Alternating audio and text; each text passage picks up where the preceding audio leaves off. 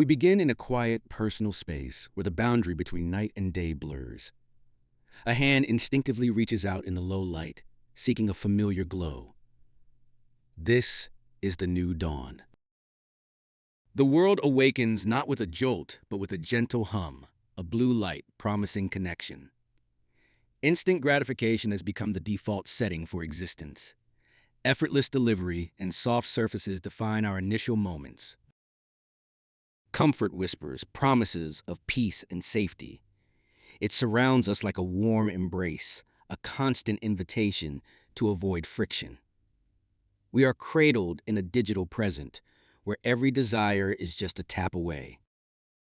This ease, however, carries a subtle weight. The relentless repetition of effortless engagement begins to smooth the edges of the mind. Sharpness dulls. We choose the path of least resistance, not always consciously. The elevator instead of the stairs, the screen instead of direct presence. These small choices accumulate.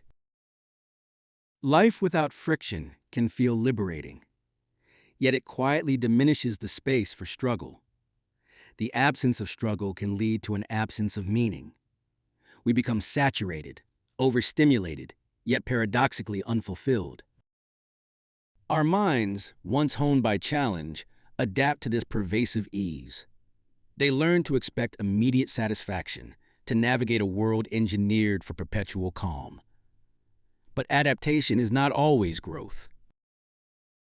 This constant comfort shapes our internal landscape. It redefines what feels normal, what feels necessary. The quiet room, once a sanctuary, can become unnervingly empty. The rhythm of our days becomes a loop of passive consumption. We scroll, we watch, we wait for the next effortless input. The world outside the screen seems to recede. Each small act of comfort, each avoidance of effort, is a tiny thread woven into a larger fabric. This fabric, soft and inviting, can subtly bind us. The mind, in its infinite capacity to adapt, begins to weaken in these luxurious conditions. It is not a sudden break, but a gradual erosion, like water carving stone over millennia. The capacity for sustained attention wanes. The subtle art of deep engagement fades. We are constantly connected, yet profoundly disconnected from the depth of our own being. This dullness is not a dramatic suffering, but a quiet stagnation. A constant hum of low-level expectation replaces the vibrant symphony of effort and reward. We are always almost satisfied. Then, in a moment of stillness, a different kind of awareness surfaces, a quiet tremor beneath the surface of perpetual calm. The mind senses its own gradual concession. It understands in a way words cannot fully capture that ease has a cost. The strength built through engagement and challenge has been quietly diminishing. This realization is not loud or dramatic. It is a soft opening, a gentle stirring. The mind observes its own patterns, its own quiet surrender to the path of least resistance. A decision flickers into existence. Not a grand pronouncement, but a simple shift. A familiar object, once an extension of self, is turned face down. A small act of deliberate disengagement. This is not a victory, but a beginning. A moment of gentle resistance against the overwhelming current of convenience. A quiet reclaiming of agency. The first steps away from embedded comfort feel heavy. The external world, once filtered through screens, demands direct perception.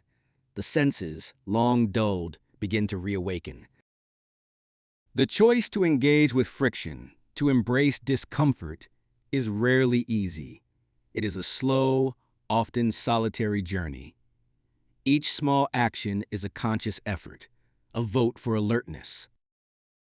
To walk instead of ride, to observe instead of scroll. These are not heroic deeds, but fundamental acts of presence. They feel awkward, unfamiliar. The body, accustomed to stillness, protests. It feels the strain, the unfamiliar burning. Yet, with each step, a different kind of sensation stirs within the mind. A subtle alertness begins to bloom. The fog recedes, not entirely, but enough to perceive new outlines. The mind, challenged once more, remembers its capacity to sharpen. This journey is not paved with instant triumph. Progress is measured in subtle shifts, in moments of clarity amidst lingering shadows. It feels uncertain, often lonely. The mind confronts the echoes of its past patterns. The urge to retreat into ease is powerful, a constant undertow. But the awareness of its cost holds firm. Small choices now carry significant weight. They are not merely actions, but declarations. Declarations of a desire to reclaim something vital that was lost in the comfort. The body feels a newfound, almost unsettling discomfort, a raw openness to the world. But within this rawness, a deeper sense of self begins to emerge. The mind awakens, not into a state of perfected being, but into a state of honest exposure. It is vulnerable, yet powerfully present. The world is suddenly sharper, more real. There is no ultimate victory, no permanent escape from comfort's siren call. There is only an ongoing awareness, a conscious navigation of its presence. The mind learns to reduce its reliance on effortless gratification, not to eliminate it entirely.